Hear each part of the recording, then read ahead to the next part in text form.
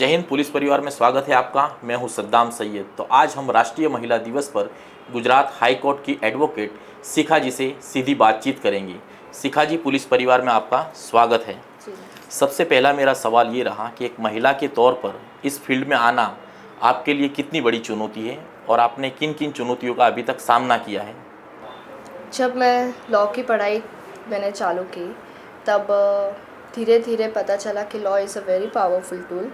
हमें झूठ को गिराने के लिए और झूठ को झूठ साबित करने के लिए हमें कानून की ज़रूरत पड़ती है, और यहाँ कानून सबसे पावरफुल है। बिल्कुल। वो छोटा बड़ा, मिडिल क्लास, अपर फैमिली, वो इस पे कोई भेदभाव नहीं करता।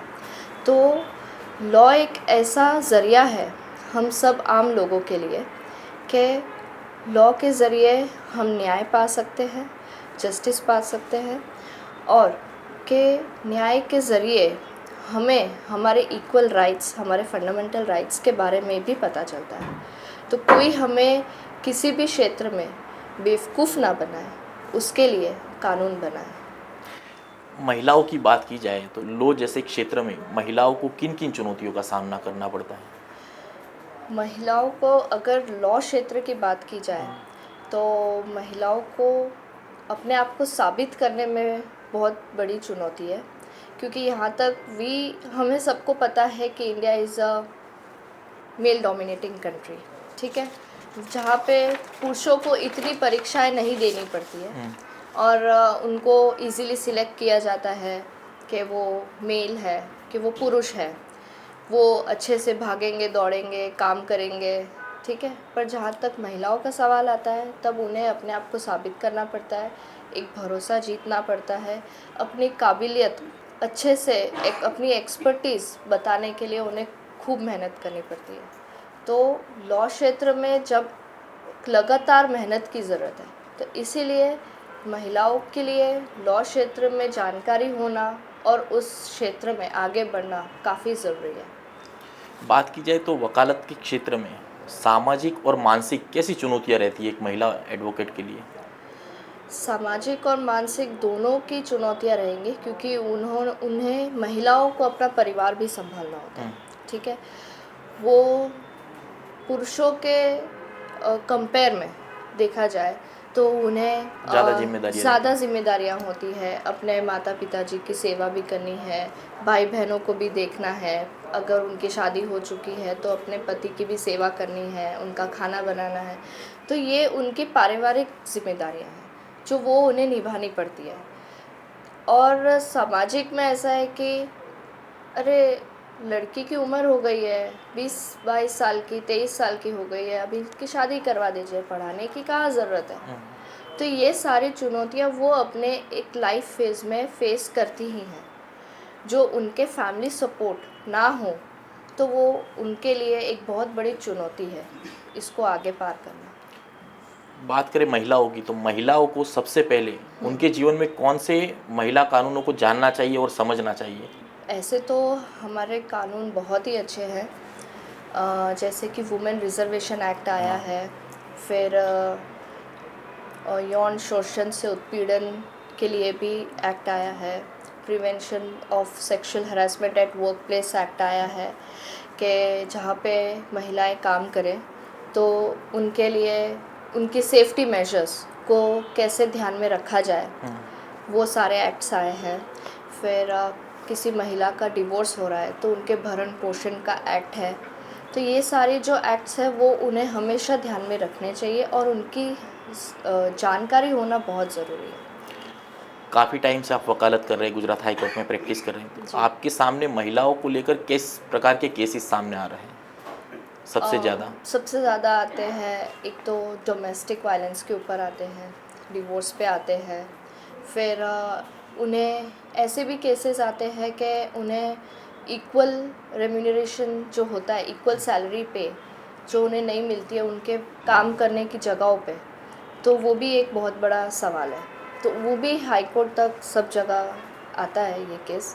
तो इसके लिए स्पेशली रेप केस होते हैं, रेप केस है, फिर किसी ने अब्यूज़ किया, किसी ने कुछ बोल दिया, किसी गंदी लैंग्वेज में बात कर ली, तो ये सारे केसेस दौरान हमारे लॉ प्रैक्टिस में आते रहते हैं। महिलाओं के रेप केस के लिए फास्ट ट्रैक कोर्ट बनाई है सरकार ने, या जी, उस कोर्ट कितनी कारगर है अभी तक आपके मुताबिक? जब से ये फास्ट ट्रैक कोर्ट्स का हुआ है तो तब से एक्चुअली देखा जाए तो ये काफ़ी ही एडवांटेजेस है हम महिलाओं के लिए। ये स्पेशली उन केसेस को ज़्यादा महत्व देता है, जैसे कि रेप केसेस हो, डोमेस्टिक वायलेंस हो, फिर जैसे कि साइबर क्राइम के ऊपर हो। ये सब केसेस को वो ज़्यादा इम्पोर्टेंस देके जल्द से जल्द ख़त्म करने का, एक्चुअली ये फास्ट ट्रैक कोर्ट का महत्व ही ये है कि जल्द से जल्द ऐसे हीनियस क्राइम, सीरियस क्राइम को फटाफट से न्याय दिया जाए महिलाओं को। साइबर क्राइम का आपने बोला, महिलाओं को साइबर क्राइम से बचने के लिए किस प्रकार से रहना चाहिए और कौन से तरीके अपनाने चाहिए आज के सोशल मीडिया के दौर में? जी, साइबर क्राइम में महिलाओं को ये ध्यान में रखना चाहिए कि phone is not actually a safe thing. वो अपनी प्राइवेट फ़ोटोज़ को ध्यान से अपने फ़ोन में रखे या तो रखे ही ना। वो किसी भी अनजान या किसी दोस्त पे ऐसे भरोसा ना करे कि वो अपना फ़ोन किसी अनजाने या अपने दोस्त पे फ़ोन खोल के दे दे और उनकी फ़ोटो, उनकी तस्वीरों का कोई गलत इस्तेमाल करे। तो ये सब फिर साइबर क्राइम में अभी भी मुझे ऐसा लगता है कि साइबर क्राइम में अभी भी कुछ स्ट्रिक्ट रूल्स आने चाहिए जहाँ पे महिलाओं को और सुरक्षित फील करा जाए। आज के दौर में महिलाओं को लेकर कई आपराधिक मामले सामने आ रहे हैं, तो उसके लिए सरकार को किस प्रकार के कानून बनाने चाहिए और किस प्रकार के ठोस कदम उठाने चाहिए? देखिए, सरकार ने उनसे जितना अभी तक जिस सरकार में जितने भी कानून हैं वो सब बहुत अच्छे हैं महिलाओं के लिए देखा जाए तो। बट स्पेशली जो सीरियस क्राइम्स होते हैं रिलेटेड बैंकिंग क्राइम्स होते हैं महिलाओं के साथ, वो उन्हें बहुत ज़्यादा, अगर उन्हें उस बात की समझ ना हो तो वो बैंकिंग, जो नेट बैंकिंग मोबाइल में आता है उसको लेके वो मतलब वो बहुत इजीली इसमें वो उसका दुरुपयोग हो सकता है।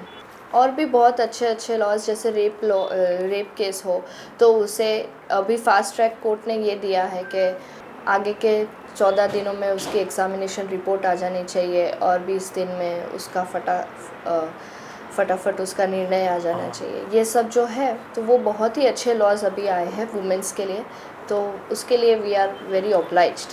ख़ास तौर पे आज राष्ट्रीय महिला दिन है, तो उसके लिए आप महिलाओं को क्या संदेश या क्या अपील करना चाहेंगे? मेरा महिलाओं से यही कहना है, आप अच्छे से पढ़िए, अपना करियर बनाइए, आप किसी पे भी डिपेंडेंट ना रहिए। आप में इतनी क्षमता है, इतनी अक्ल है, तो आप अपने पैरों पे खड़े होइए, अपने लिए आवाज़ उठाइए। जो गलत है वो गलत ही है, गलत के आगे आप झुकिए ना। फिर आप सामाजिक हो, परिवार हो, उसके आगे आप बढ़ने के लिए आप रुकिए ना। मेरा यही कहना है महिलाओं के लिए। और आप किसी भी क्षेत्र में हो तो उसे मेहनत से अपने बलबूते पे उसे बिल्कुल सक्सेस पाए। कई बार देखा गया है कि महिलाएं कोई केस फाइल करने जाती है कोर्ट में, तो उनको परिवार या समाज साथ नहीं देता। ये एक्चुअली हर परिवार से जुड़ा हुआ क्वेश्चन है देखा जाए तो। महिलाओं के लिए सबसे पहला उनका परिवार, सबके लिए, हम सब आम इंसान जो भी है यहाँ पे, उन सब के लिए उनका परिवार ही पहले आता है। और परिवार में ऐसा होता है कि जब भी महिला कुछ कहने या कुछ किसी के ऊपर, किसी के खिलाफ खड़े होना चाहते हैं, तब परिवार पहले बोलेगा कि अरे घर की इज्जत क्यों बाहर क्यों निकालें। ये पहला क्वेश्चन हम हमेशा बचपन से देखते आए कि हमें ये क्वेश्चन हर कहीं जगह होता है कि घर की इज्जत तो आप ही हैं, बहू, बेटियां, पत्नी, ये सब घर की इज्जत है।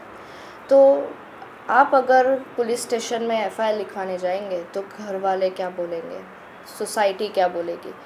ये क्वेश्चन को लेकर हाफ ऑफ द केसेस ऐसे होते हैं जहाँ महिलाएं एफआईआर कराने नहीं जाती कि इससे मेरे परिवार की इज्जत पे आ जाएगी। तो ये गलत बात है। जहाँ, और ऐसा नहीं है कि आप छोटी छोटी बात को लेके एफआईआर कराने जाइए, ये गलत बात है। आप अपनी वुमेन राइट्स का दुरुपयोग ना करें। सहन करने की चीज़ें होती है, हम सब सहन करते हैं, ठीक है, बट इसकी एक लिमिटेशन है। जहाँ आपको दिख रहा है कि अब ये लिमिट से बाहर है और मुझे इसमें किसी की भी कोई मदद नहीं मिल रही है, तो उसके लिए आपके लिए एफआईआर कराना बहुत ज़रूरी है, जब तक कि वो बहुत सीरियस क्राइम ना हो। अगर कोई छोटी छोटी बातें अंदर ही सब सुलझ जाए, उसके लिए एफआईआर कराने की कोई ज़रूरत नहीं है।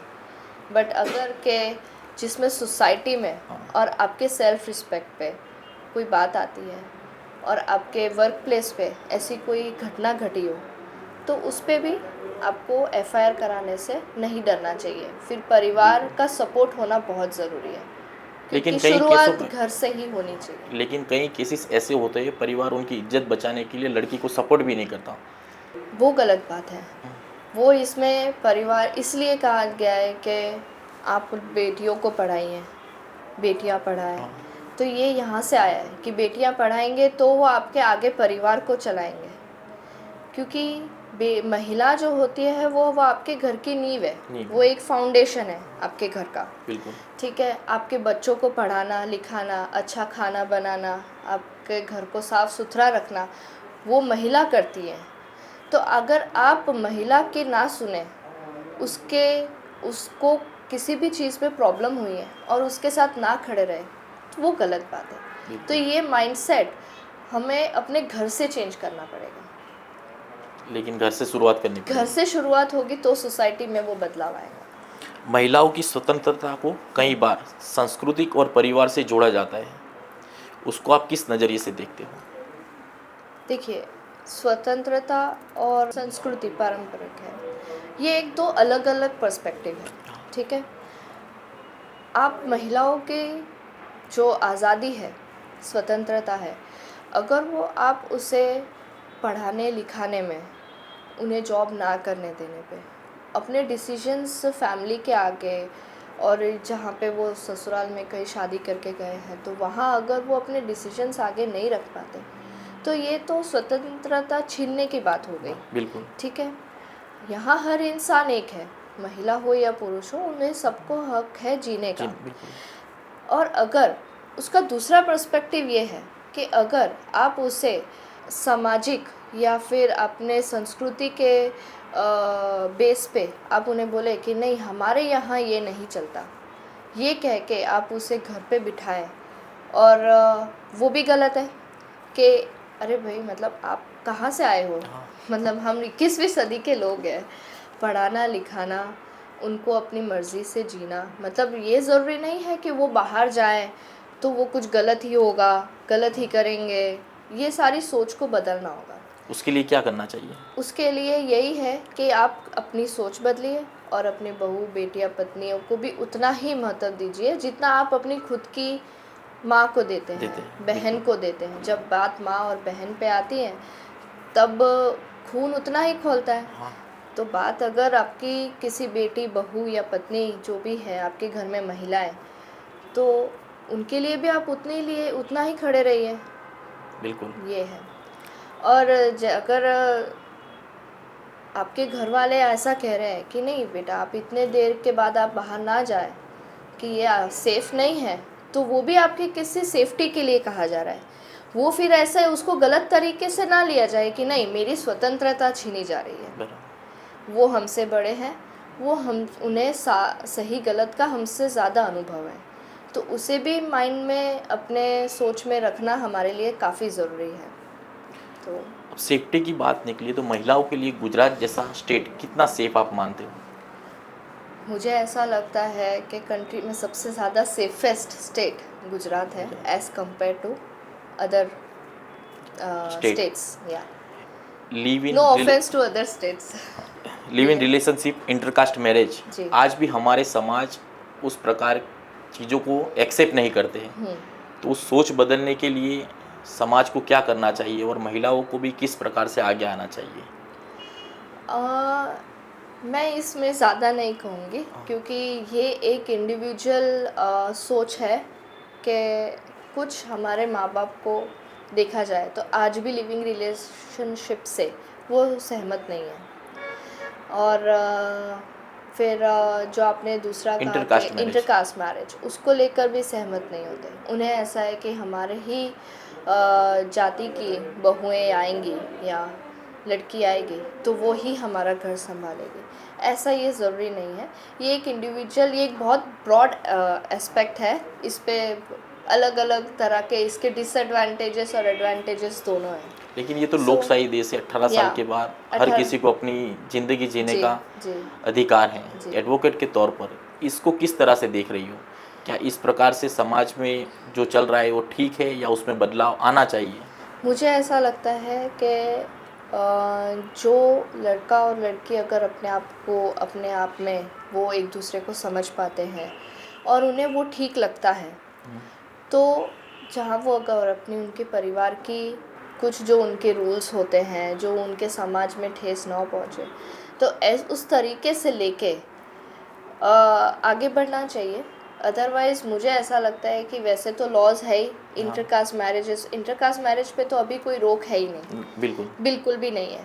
इवन पुलिस जो अगर इंटरकास्ट में लोग शादी करते हैं तो उसे खुद हमारा हाई कोर्ट पुलिस प्रोटेक्शन देता है, हम उसके लिए भी केस लड़ते हैं।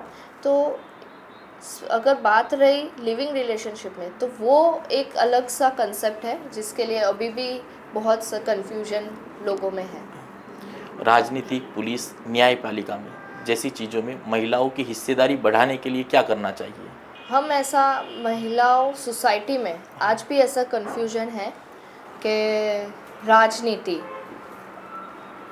महिलाओं के लिए नहीं है। इवन मैं कहती हूँ कि वकालत भी ऐसा लोग कहते हैं कि महिलाओं के लिए नहीं है।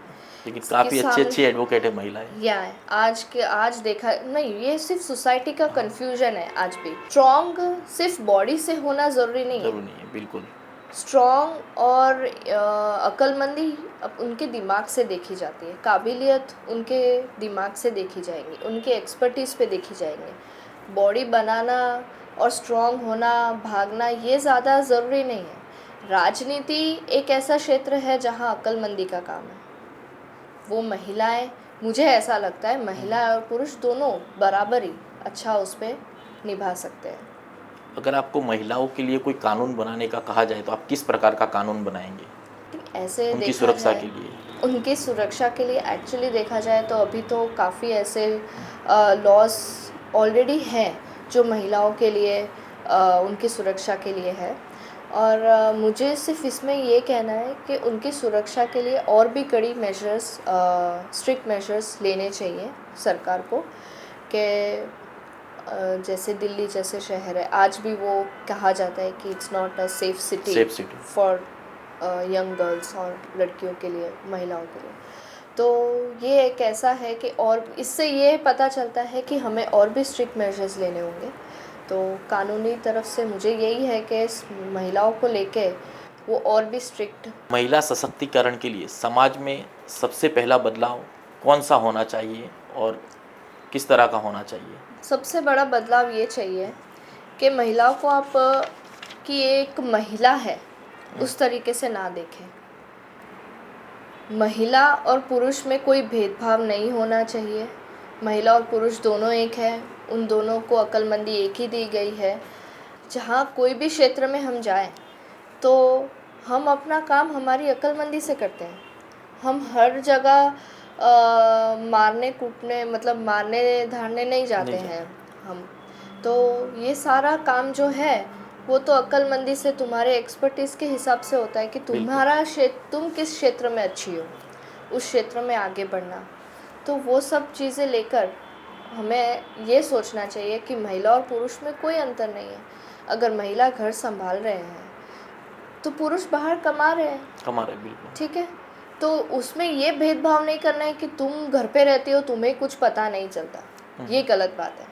अगर आप बोलो कि वो बाहर कमाने जाए और अगर उनकी पेमेंट, उनकी सैलरी आपसे ज़्यादा हो जाए तो भी तकलीफ़ है तो भी उनका ईगो हर्ट होगा पुरुषों का कि ये मेरे से ज़्यादा कमाती है, घर में झगड़े होंगे, तब भी पुरुषों को ज़्यादा महत्व दी जाएगी कि नहीं वो बोलता रहता है, चलेगा, कोई बात नहीं, एक कान से सुनो दूसरे से निकाल दो। ये हम बचपन से सुनते आए हैं।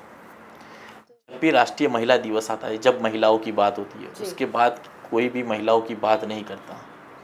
तो आप महिलाओं को राष्ट्रीय महिला दिवस पे क्या कहेंगे? माँओं को अपने पुत्र को इस तरह बड़ा करें कि वो सोसाइटी में सिर्फ अपने घर में ही नहीं, अपने घर में माँ बहन जो भी है, पत्नी है, सिर्फ उनकी ही इज़्ज़त करना ये उनका कर्तव्य नहीं है। बाहर जितने भी उनके आसपास वो काम पे जाते हैं और वो कहीं घूमने जाते हैं, कहीं आजू बाजू जितनी भी महिलाएं हैं उनकी इज़्ज़त कराना, उनकी इज़्ज़त करना, ये सारा एक उनके खुद के सोच में बदलाव होना चाहिए कि जस्ट ये मेरे घर की बात नहीं है, ये सब महिलाओं की बात है। आप अपने घर की महिला और आने वाले कोई भी महिला हो, उनका जीवन आप कैसे सुरक्षित करते हैं, वो एक बहुत बड़ा बदलाव होगा हमारे समाज में, हमारी सोसाइटी में। बराबर।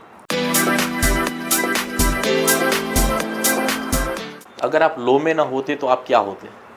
अगर मैं लॉ में नहीं होती तो मैं शायद एक जस्ट एक नॉर्मल हाउसवाइफ होती, जहाँ तक मुझे लगता है। वकालत की पैरवी करना आसान या जज बनना आसान आपके लिए? जज। सबसे बड़ा हथियार कानून या आत्मनिर्भरता? आत्मनिर्भरता। आपकी पसंदीदा महिला आइकन? मेरी पसंदीदा महिला है मेरी खुद की बड़ी बहन, जो हमारे घर की सबसे पहले सेल्फ मेड वूमेन थी, जिससे आज तक मैं प्रेरित हूँ, बहुत इंस्पायर हूँ कि मेहनत किसे कहा जाता है वो मैंने उनसे सीखा है। वो हमारे घर की पहली इमिग्रेशन ऑफिसर बनी थी कुछ सालों पहले, तब मुझे पता चला कि मेहनत क्या होता है, how she can inspire other living womens in her life. तो मैं हमेशा से मेरा आइडल मेरी बड़ी बहन को मानती हूँ। सबसे ज़्यादा बहस कहाँ होती है, घर में या हाई कोर्ट में? हाई कोर्ट में। घर में सबसे ज़्यादा किसकी चलती है, आपकी या? इक्वली चलती है, हस्बैंड की भी उतनी ही चलती है और वाइफ की भी। अगर ऐसा आप, नहीं है कि वो वाइफ को नहीं सुनते। आपको किस प्रकार के केसेस लड़ने में मज़ा आता है, फौजदारी, सिविल या कॉरपोरेट? मुझे क्रिमिनल बहुत पसंद है, मतलब क्रिमिनल केसेस लड़ना ज़्यादा अच्छा लगता है। अगर आपको किसी महिला नेता के साथ डिनर करने का मौका मिले तो कौन सी महिला नेता होगी? महिला नेता, मैं कंगना रनावत के साथ डिनर लेना चाहूँगी। उनसे जितना आत्मनिर्भर अभी तक, मतलब वो अपनी ज़िंदगी में, मुझे ऐसा लगता है कि उन्होंने अपनी ज़िंदगी में बहुत सी चुनौतियों को पार करके वो इस स्टेज तक आई है। तो अगर वो मुझे उनके साथ डिनर करने मिले तो वो बहुत ही गर्व की बात है। एक लाइन में कहा जाए तो आप महिलाओं के लिए क्या कहेंगे, लास्ट संदेश? महिलाओं के लिए मेरा यही संदेश रहेगा कि वो अच्छे से अपने टाइम को अच्छे से इस्तेमाल करें और अच्छे से पढ़ाई करें, अपने बलबूते पे इंडिपेंडेंट हों और उन्हें किसी की भी आगे जाके उन्हें किसी की भी ज़रूरत ना पड़े, वो अपने आप को इस काबिल बनाएं। वो अपने साथ साथ अपने परिवार का और अपने होने वाले परिवार में बदलाव लाएं। वो तभी होगा जब आप अच्छे से पढ़ेंगी, आप अपने लाइफ में, अपनी ज़िंदगी में कुछ कर दिखाएंगे और अपनी सोच में बदलाव लाएंगे, तो ही ये सब सोसाइटी में बदलाव लाने के ज़रिए।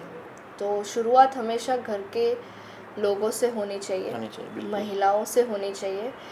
जैसे कि कहा जाता है कि त्रिदेवी, वो है सरस्वती जी, लक्ष्मी जी, पार्वती जी। तो जैसे ही सरस्वती जी ज्ञान की देवी हैं, लक्ष्मी जी धन की देवी हैं और पार्वती जी जैसे कि महादेव की पत्नी है, वो बल की देवी है। तो जैसे कि हमें इन तीनों देवियों की जिस तरह हम पूजा करते हैं और उन्हें अच्छा मतलब अच्छा, हम उन्हीं की पूजा करते हैं कि वो हमारे घर आए, हमारे घर में ऐश्वर्य रहे, धन रहे, पीस रहे। तो उसी तरह आप अपने आसपास की महिलाओं को और अपने घर की महिलाओं को खुश रखें। और हमें कानून की ज़्यादा से ज़्यादा ज़रूरत ना पड़े। जिस तरह मैंने कहा कि शुरुआत घर से होनी चाहिए, बिल्कुल। तो ऐसे ही समाज बदल जाएगा और हमें कानून की कम से कम ज़रूरत पड़ेगी। जी हाँ, तो हमारे साथ ये थे गुजरात हाई कोर्ट के एडवोकेट शिखा जी, जिन्होंने कानून, महिलाओं की संस्कृति और हमारे समाज में चल रहे महिलाओं के साथ भेदभाव के लिए बिल्कुल खुल के जवाब दिए। तो हम आगे किसी और शख्सियत के साथ आपसे मिलेंगे। अभी मुझे दीजिए इजाज़त। जय हिंद, जय भारत।